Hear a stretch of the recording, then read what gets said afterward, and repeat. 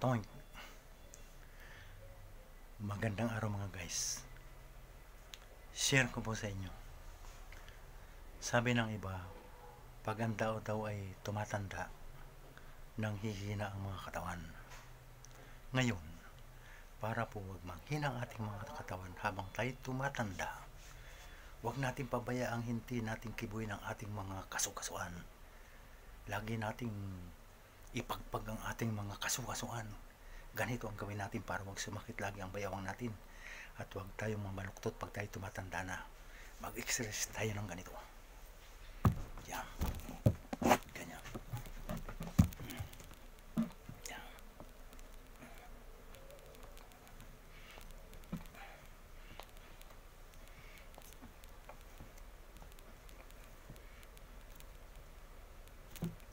Yan. Exercise po yan. Hindi tayo mababaluktot pag tayo tumanda. Lagi malakas ang ating tuhod, hindi rarayumahin. Thank you po sa panonood. Magandang araw. Gawin po ninyo yun.